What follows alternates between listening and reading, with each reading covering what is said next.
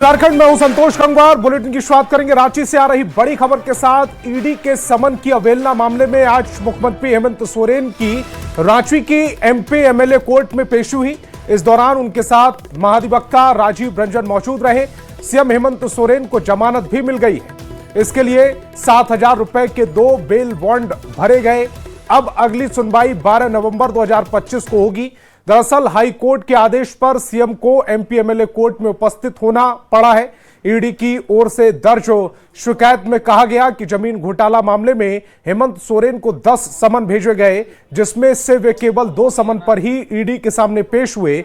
ED का कहना है कि यह समन की अवहेलना की श्रेणी में आता है। ईडी के समन मामले में माननीय उच्च न्यायालय में समन को हम लोगों ने चुनौती दिया था, जिसके आदेश के माननीय उच्च न्यायालय के आदेश के आलोक में आज की तिथि में उपस्थित होने का हम लोगों ने अनुग्रह किया था, जिसे मानते हुए न्यायालय ने उपस्थित होने का आदेश दिया था, जिसके आलोक में आज माननीय मुख्यमंत्री उपस्थित हुए और उपस्थित होकर उन्होंने अपनी उपस्थिति दर्ज कराई और 7,000 का 2 मुचलका उन्होंने भरा। सर अगली सुनवाई कब है इसमें? अगली सुनवाई 12 तिथि को निर्धारित है, लेकिन उसके लिए माननीय मुख्यमंत्री को कभी भी आने की आवश्यकता नहीं है। उसके बिहाफ में उनके अधिवक्ता महोदय अपीयर होंगे कोर्ट। इधर 2 दिन के देवघर दौरे पर आए बीजेपी के राष्ट्रीय अध्यक्ष जेपी नड्डा ने आज सुबह बाबा बैद्यनाथ धाम में पूजा अर्चना की।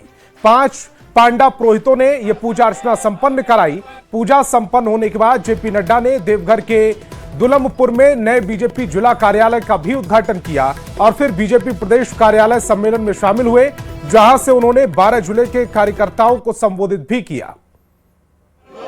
तो तस्वीरें इस समय आपकी टेलीविजन स्क्रीन पर देवघर बाबा बैद्यनाथ मंदिर की तस्वीरें, जहां 5 पांडा पुरोहितों ने यह पूजा अर्चना संपन्न कराई है। पूजा संपन्न होने के बाद जेपी नड्डा देवघर के दुलमपुर में पहुंचे, जहां नए बीजेपी कार्यालय का उन्होंने उद्घाटन किया और फिर बीजेपी प्रदेश कार्यकर्ता सम्मेलन में वो शामिल हुए, जहां से उन्होंने 12 जिले के कार्यकर्ताओं को संबोधित भी किया। पर आकर के खड़े हो गए और इसलिए विकास के दृष्टि से देखा जाए तो एक नई योजना के माध्यम से काम आगे बढ़ा है। प्रधानमंत्री ग्रामीण सड़क योजना के तहत गांव-गांव में सड़क पहुंच रही है। प्रधानमंत्री के माध्यम से जो हमारे हाईवेज हैं, कॉरिडोर्स हैं, आज हम अगर बात करें तो उसके लिए अगर देखें तो वाराणसी, रांची, कलकत्ता हाईवे ये भारतमाला के तहत बन रहा है। उसी तरीके से आज यहां 7 वंदे भारत ट्रेन झारखंड से गुजर रही हैं। उसी तरीके से मैंने कहा कि 2 नए एयरपोर्ट बनकर के तैयार हुए हैं। और धनबाद से बड़ी खबर मिल रही, गैंगस्टर प्रिंस खान के गुर्गों पर कार्रवाई हुई है। प्रिंस के 2 गुर्गों को पुलिस ने गिरफ्तार किया है। धनबाद थाना क्षेत्र के असरफी अस्पताल 8 लेन सड़क के 1 जनवरी 2024 को शहाबुद्दीन सिद्दीकी की गोली मारकर हत्या की गई थी। प्रिंस खान के गुर्गों ने घटना को अंजाम दिया था और अब इसी पूरे मामले में गैंगस्टर प्रिंस खान के गुर्गों पर कार्रवाई की गई। प्रिंस के 2 गुर्गों को पुलिस ने गिरफ्तार किया है। धनबाद थाना क्षेत्र के असरफी अस्पताल 8 लेन सड़क में 1 जनवरी 2024 को शहाबुद्दीन सिद्दीकी की गोली मारकर हत्या कर दी गई थी। प्रिंस खान के गुर्गों ने इस घटना को अंजाम दिया। इसी मामले में 2 गुर्गों की गिरफ्तारी की गई। और चतरा से बड़ी खबर मिल रही, पुलिस और कुख्यात के बीच में मुठभेड़ हुई है। राहुल सिंह गैंग से यह मुठभेड़ हुई। चतरा के पिपरवार में यह मुठभेड़ हुई। जवाबी कार्रवाई में एक अपराधी घायल हुआ। एसडीपीओ वरीय अधिकारी मौके पर कैंप कर रहे।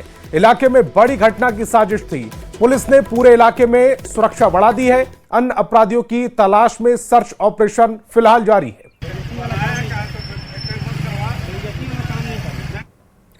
और आर्म्स सप्लायरों के दबाव में आकर क्या युवक रवि ने आत्महत्या कर ली? कुछ यही बात रांची के लालपुर इलाके में चर्चा का विषय बनी हुई है। हालांकि पुलिस मामले की जांच में जुटी है।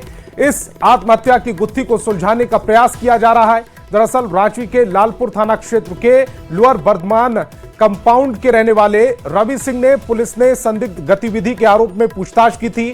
22 नवंबर को रवि से पूछताछ की गई थी, जिसमें कई अहम जानकारियां पुलिस को मिली। पुलिस को रवि के मोबाइल से आर्म्स सप्लायरों के नंबर और चैटिंग भी मिली। हालांकि रवि ने अब तक आर्म्स की डीलिंग नहीं की थी, लेकिन आर्म्स सप्लायर के साथ नशे के सौदागर उसे पेडलर के रूप में इस्तेमाल करने का प्रयास जरूर कर रहे थे। इसी दौरान 5 दिसंबर को रवि का शव उसके ही कमरे में झूलता मिला। परिजन आशंका जाहिर कर रहे हैं कि आत्महत्या के लिए जिम्मेदार वो सप्लायर या आपराधिक प्रवृत्ति के लोग हो सकते हैं। ऐसे में परिजन मामले की निष्पक्ष और उच्च स्तरीय जांच की मांग कर रहे हैं। कुछ पूछताछ के दौरान और उसका मोबाइल जांच उच किया गया, जिसमें कुछ मोबाइल में कुछ निकला ऐसा बताया गया जो कि अभी हमको भी पूरी तरह से जानकारी नहीं है। उसके बाद उसको लगातार पूछताछ के लिए बुलाया जा रहा था टीओपी में। ऐसा भी मान लो के द्वारा पता चला और उसके बाद कल अचानक खबर आया कि वो आत्महत्या कर लिया।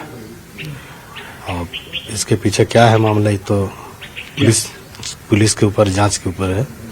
अब पुलिस से आग्रह है कि इसका निष्पक्ष जांच किया जाए। के संबंध में पूछताछ की गई थी। पूछताछ के बाद उसे छोड़ दिया गया था। फिर अभी कल सूचना प्राप्त हुई है कि उनके द्वारा आत्महत्या कर लिया गया है। इस संबंध में पुलिस जो है अन्य बिंदुओं पर जांच कर रही है और जांच के बाद ही कोई अग्रतर कार्रवाई की जाएगी। रामगढ़ के सीसीएल केदला उत्खनन परियोजना में ग्रामीणों और सीसीएल अधिकारियों के बीच में विवाद मारपीट में बदल गया। ग्रामीण अधिग्रहित जमीन के बदले नौकरी और मुआवजे की मांग कर रहे थे। इसी दौरान बहसबाजी बढ़ी कि विवाद ने हिंसक रूप ले लिया। इसी बीच ग्रामीणों ने 2 अधिकारियों और 1 कर्मी को बुरी तरह पीटा, जिन्हें सदर अस्पताल में भर्ती कराया गया। घटना के बाद आक्रोशित ग्रामीणों ने परियोजना कार्यालय को घेर लिया, जिससे कई अधिकारी अंदर फंस गए। वेस्ट बोकारो पुलिस ने मौके पर पहुंचकर स्थिति को संभाला। सीसीएल सुरक्षा इंचार्ज ने 25-30 लोगों के खिलाफ शिकायत दर्ज कराई है, जबकि ग्रामीण नौकरी और मुआवजे की मांग पर अड़े हैं। ये केदला उत्खनन विकास प्रोजेक्ट में हम जो है पदस्थ हैं। Jaikant Narayan deputy manager mining अपना दिन का काम कर रहे थे। अचानक से बिहारी महतो और 25-30 की संख्या में लोग आकर के मारना शुरू कर दिया। उसमें हमको भी चोट लगा, मैनेजर साहब को ही मारा। वहाँ जितना भी सामान वामान था सबको तोड़ फोड़ दिया और बोलना बात कुछ नहीं, केवल मारना शुरू किया। हम उसको बार बार बोलते रहे कि बात करो, क्या बात है, बात करो। वो कुछ नहीं बोला, केवल मार रहा था, सबको मार रहा था। केदला खुली उत्खनन परियोजना में वो हमारे मैनेजर साहब जयकांत कुमार के साथ और उनके कुछ सहयोगियों के साथ जो कुछ ग्रामीण वहाँ के लोगों के द्वारा मारपीट करके उनको इंजुरी किया गया है। उस संबंधित एक FIR वहाँ के परियोजना सुरक्षा प्रभारी के द्वारा दिया गया है। हमारे महाप्रबंधक साहब भी वहाँ पहुँचे हुए हैं, स्थिति को अभी वो देख रहे हैं और स्थानीय थाना भी वहाँ पहुँची हुई है। और झारखंड सरकार के खिलाफ विरोध तेज हो गया है। झारखंड लोकतांत्रिक क्रांतिकारी मोर्चा की छात्र अधिकार पदयात्रा डुमरी से शुरू होकर आज हजारीबाग पहुंची। सैकड़ों छात्र और कार्यकर्ता 180 किलोमीटर पैदल चलकर रांची विधानसभा पहुंचेंगे। नेताओं का आरोप है कि सरकार विकास में विफल रही है। छात्रों की छात्रवृत्ति रोकी गई है, साथ ही स्थानीय नीति लागू करने, लंबित परीक्षाओं के परिणाम जारी करने और रिक्त पदों पर बहाली की मांग की गई। से झारखंड का जो मूल मुद्दा है, जिस मुद्दा के साथ झारखंड अलग हुआ था, आज वो पूरा नहीं हुआ है। उसी को लेकर आज जेल कैंप का उदय हुआ है। टाइगर जयराम माथुर की विचारधारा जन जन तक पूरा झारखंड मतलब आवाज गूंज रहा है। यहाँ पर 2 साल से छात्रों को नहीं मिला है छात्रवृत्ति और यहाँ पर कैलेंडर जारी नहीं हुआ है। सबसे बता दें लाखों पद खाली हैं और ये जो है हम लोग मुख्य मांग है छात्रवृत्ति सरकार जारी करे, कैलेंडर जारी करे। लड़के जो है तो नौकरी के लिए जितने रिक्त पद हैं उनके लिए जो इंतजार कर रहे हैं उनका जल्दी से जल्दी पद को भरा जाए। और अगली खबर धनबाद से, जहां झरिया में अग्नि प्रभावित इलाकों से विस्थापित परिवारों को बेहतर जिंदगी देने के लिए प्रशासन तेजी से काम कर रहा है। बेलगड़िया टाउनशिप को अब मॉडल टाउनशिप के रूप में विकसित किया जा रहा है। पिछले 6 महीनों में सड़कों, स्कूल, अस्पताल, आंगनबाड़ी, शॉपिंग कॉम्प्लेक्स जैसे कई काम हुए। वहीं विस्थापित परिवारों के फ्लैट की रजिस्ट्री भी उनके नाम पर की जा रही है। जितने लोग हताहत हो रहे हैं उनको एक अच्छा सोसाइटी, एक अच्छा घर, अच्छी सुख सुविधा वाला स्थान हम लोग दे पाएँ, वो हम सबका मतलब मैं ये नहीं कह रहा कि ये कोई स्कीम है, मैं ये कहूँगा ये सब हम सबकी जिम्मेवारी है कि हम उनको एक अच्छा माहौल में उनको रहने का सुविधा दें। और इस जिम्मेवारी को हम लोग बखूबी निभाने के लिए तैयार हैं और JMP 2.0 में बहुत अच्छे प्रावधान है उसके लिए हम लोग। और हजारीबाग में मत्स्य विभाग मछुआरों और बेरोजगार युवाओं को रोजगार से जोड़ने के लिए खास पहल कर रहा है। तिलैया, बरही, कोनार समेत कई जलाशयों में इस साल करीब 52 लाख रेहू, कतला, मिर्गल और ग्रास कार्प की मछली छोड़ी गई। मत्स्य पदाधिकारी के मुताबिक इससे लोगों को स्थायी आमदनी मिल रही है। वहीं मछुआरों ने मत्स्य पालन से उनकी आर्थिक स्थिति में सुधार की बात कही। डैम है सर, और ये हजारीबाग जिला के अंतर्गत पड़ता है। मत्स्य विभाग हजारीबाग द्वारा यहाँ लाखों गिनती में लाखों फिंगरलिंग मछली अंगुलिका साइज का डाला जाता है और यहाँ लगभग सर 1000 आदमी है जो फांसा जाल से मछली मारता है। और मत्स्य विभाग के द्वारा जो फिंगरलिंग डाला जाता है वो करीब 7-8 महीना में 9 महीना में तैयार हो जाता है और फांसा जाल से उसको हजारों व्यक्ति का ये रोजगार चलता है। मछली पालन हम लोग जुड़ल है जैसे से मैंने विभाग की ओर से, तो हम लोग तो करीब 2007 से जुड़ल हैं और उसमें से स्टॉकिंग जो हम लोग तो जो करते हैं इस डैम में जो डालते हैं, तो बहुत सारे लोग है कि कम से कम मैंने 200 आदमी जाल लगाता है यहाँ पर और ये मैंने हजारों आदमी मैंने लमसम पर वो जाल लगाता है और वो मछली मारता है, उससे अपना रोजगार मैंने अपना खाना पीना का अच्छी करता है। और अगली खबर जमशेदपुर से, जहां बिष्टुपुर स्थित जुबली पार्क का चिल्ड्रन कॉर्नर फिर से खोल दिया गया। टाटा स्टील ने इसे नया लुक देते हुए आधुनिक झूले लगाए जिन्हें बच्चे निःशुल्क इस्तेमाल कर सकेंगे। 1985 में शुरू हुआ ये पार्क सालों से बंद था जिससे बच्चे मायूस थे। इसके दोबारा खुलने की खबर से बच्चों और परिजनों में उत्साह है क्योंकि ये शहर का सुरक्षित और लोकप्रिय पार्क माना जाता है।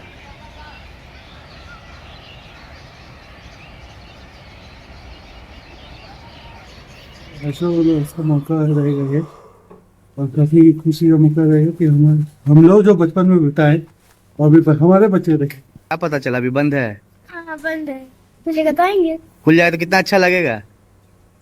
पूरा जाए थी पहले खेलती थी यहाँ पे। हाँ और अभी बंद है। अभी खुल जाए तो अच्छा मस्ती होगा ना। बच्चे लोग के साथ आते थे, बच्चे लोग खेलती भी थी। अभी जब से मतलब बंद हुआ है ना, कई बार घूम के गए हैं। जी खुल जाए तो बहुत अच्छा होगा।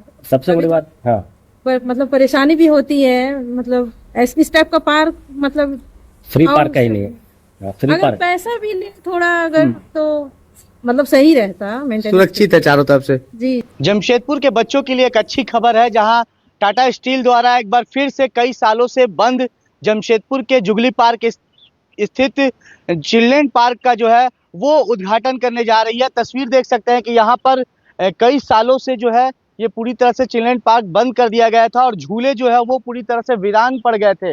हालांकि ये तस्वीर आप देख सकते हैं कि ये बच्चों का चिल्ड्रन पार्क था जहाँ बच्चे जो है वो आकर यहाँ पर खेलते थे और उनके जो परिजन है वो यहाँ पर बैठते थे और यहाँ पर हजारों की संख्या में बच्चों के लिए झूले और स्केटिंग के साथ साथ कई सुविधाएं यहाँ पर दी गई थी और कई सालों से ये पूरी तरह से बंद हो गया था, जिसके चलते ये पूरी तरह से वीरान हो गया था। हालांकि टाटा स्टील ने एक बार फिर से इसकी जो है इसकी शुरुआत करने जा रही है और इसकी पूरी तरह से आप देख सकते हैं साफ सफाई, पेंटिंग, तमाम चीज़ें जो है वो कराई जा रही है और इसमें नए लुक से यहाँ पर बच्चों के लिए अलग अलग इस बार झूले का जो है वो यहाँ पर बनाया गया है, जिससे यहाँ जब बच्चे आएंगे तो उनको कई झूले के साथ साथ स्केटिंग तमाम जो सुविधाएं हैं वो यहाँ मिलेगी। जल्द ही इसका उद्घाटन किया जाएगा और इस बार इस पार्क को नए लुक दिया जा रहा है। कई सुविधा जो झूले हैं वो यहाँ दिए जाएंगे। जो बच्चे यहाँ पर आएंगे वो कई तरह के झूलों का आनंद लेंगे। तो कहीं ना कहीं बच्चों के लिए एक खुशखबरी की खबर है कि फिर से एक बार जुगली पार्क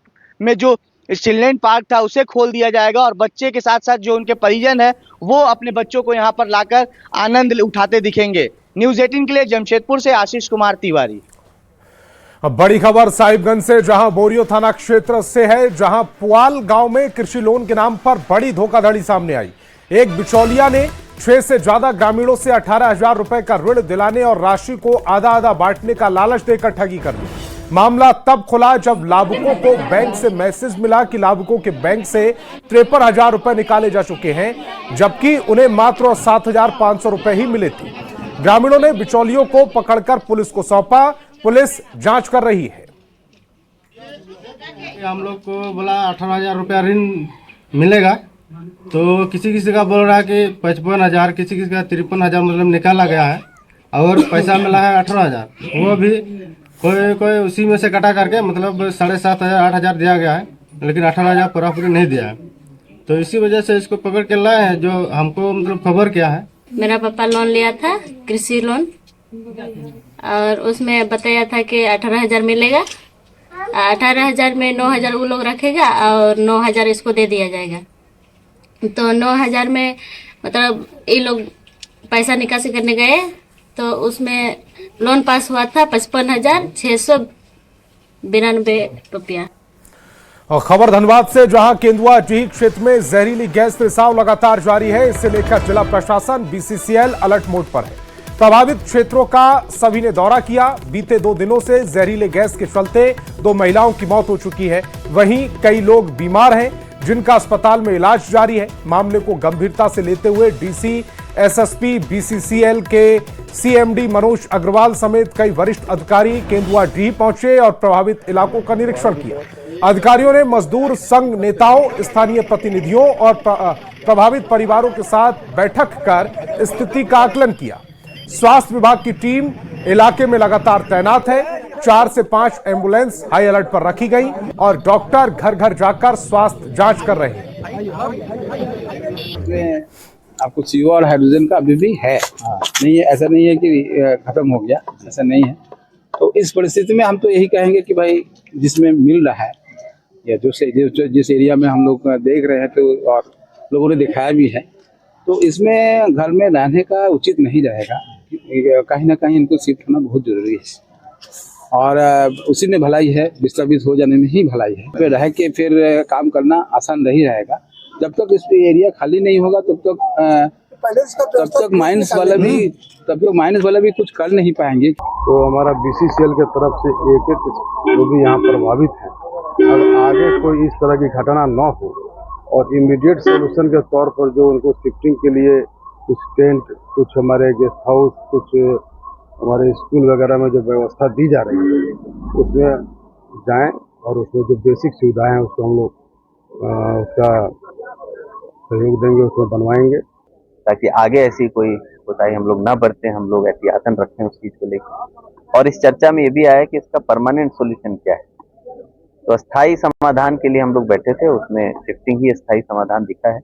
उसके लिए हम लोग प्रयासरत हैं। अभी GRDA की टीम यहाँ रुकेगी, लोगों को प्रावधान से अवगत कराएगी और धीरे धीरे जो भी हमारे स्थल हैं, कर्मटाट हैं, बिलगड़ियाँ हैं, उसमें विजिट करा के भी दिखाएंगे। गैस बंद कीजिए, हम लोग बहुत दिन से हैं, मेरा बाल बच्चा का हालत खराब हो रहा है, हम लोग हॉस्पिटल में भर्ती कर रहे हैं, सरकार कुछ नहीं सुन रहा है, इसलिए जितना जल्दी हो उतना जल्दी गैस बंद कर दीजिए। तो कुछ नहीं, बस मेरा बात सुने हम लोग का, बोले सॉल्यूशन किया जाएगा। आज 3-4 दिन से सब परेशान है, कोई सॉल्यूशन हो नहीं रहा। अभी मेरे मम्मी पापा दोनों का हालत बहुत खराब है, सांस लेने में दिक्कत हो रहा है। छोटा छोटा बच्चा कहाँ कोई जाएगा, कौन देखेगा उन लोगों को। और यहाँ पे ना गैस बंद किया जा रहा, अभी यहाँ पे नहीं बंद कर रहे, दूसरे जगह आप लोग शिफ्ट करिएगा, क्या पता वहाँ पे भी निकले गैस। धनबाद जिले के केंदुआडीह थाना क्षेत्र के अलग अलग क्षेत्रों में जहरीली गैस का रिसाव हो रहा है और यही कारण है कि यहाँ के लोगों में भय और दहशत का माहौल है। आधिकारिक रूप से अब तक 2 मौतों की पुष्टि हुई है, लेकिन ग्रामीणों का कहना है कि यह संख्या आधा दर्जन से अधिक हो चुकी है और इसी मौत के बढ़ते आंकड़ों को देखते हुए कि यहाँ के ग्रामीणों में काफी आक्रोश है और जिला प्रशासन BCCL से इस गैस रिसाव को पूर्ण तरीके से बंद करने की मांग कर रहे हैं। DC आदित्य रंजन, SSP प्रभात कुमार और BCCL CMD मनोज अग्रवाल जो क्षेत्र गैस रिसाव के हैं उन सभी जगहों का दौरा किया। साथ ही साथ सामुदायिक स्वास्थ्य केंद्र में स्वास्थ्य व्यवस्था की क्या स्थिति है उसकी जायजा भी DC SSP ने लिया। फिलहाल यहाँ आप देख सकते हैं कि केंदुआडीह थाना परिसर में DC, SSP और CMD यहाँ के जो स्थानीय लोग हैं उनके साथ में वार्ता कर रहे हैं। स्थानीय लोगों से यहाँ की स्थिति के बारे में जान रहे हैं और उनके क्या ग्रीवांस है उनके बारे में डीसी को बताया जा रहा है। फिलहाल जिस तरीके से यहाँ गैस रिसाव की स्थिति बनी हुई है और मौत का आंकड़ा बढ़ रहा है, उससे यहाँ के लोग काफी डरे हुए हैं और उनका कहना है कि शिफ्टिंग से पहले गैस रिसाव जिस स्थान से हो रहे हैं उन्हें ढूंढकर पहले बंद किया जाए। संजय गुप्ता, न्यूज 18 धनबाद। और राजधानी रांची में रिम्स परिसर को अतिक्रमण मुक्त कराने के लिए प्रशासन ने बड़ा अभियान चलाया। हाई कोर्ट के आदेश के बाद 72 घंटे का नोटिस पीरियड खत्म होते ही बुलडोजर कार्रवाई शुरू कर दी गई। डॉक्टर्स कॉलोनी समेत कई जगहों पर लोगों को ठंड में जबरन घरों से बाहर निकाला गया। उनके सामान को भी सड़क पर फेंक दिया गया। कई घरों को जमींदोज कर दिया गया, जिसके बाद प्रभावित लोग विरोध पर उतर आए। लगभग 40-45 वर्ष हो गया है और मैं यहाँ बचपन से हूँ और इस खेत में मड़ुआ, उड़द, बोदी और हम लोग बचपन में ना नमक मिर्ची प्याज के साथ नहीं खाते हैं साहब, उसको खाते थे। और यहाँ पर तो कभी कोई रिम्स का चीज़ बना हुआ कोई कैंपस नहीं था। अभी रिम्स कहती है कि मैं रिम्स का कैंपस में अतिक्रमण किया है, तो किस रूप में हम अतिक्रमण किए हैं, जरा आप ही बताइए। रिम्स जो है अधिग्रहण 64-65 में जो किया है, जो कि इतने साल होने के बाद में नोटिस जो है आदिवासियों का जमीन अधिग्रहण किया, नोटिस जो है हम लोगों को इधर 4-5 दिन पहले चिपका दिया गया और हम लोग को समय दिया 72 घंटे का। तो 72 घंटे में तो भाई एक बाथरूम भी खाली नहीं होता है, तभी 72 घंटे में आदमी क्या करेगा। और वक्त है एक छोटे से ब्रेक का।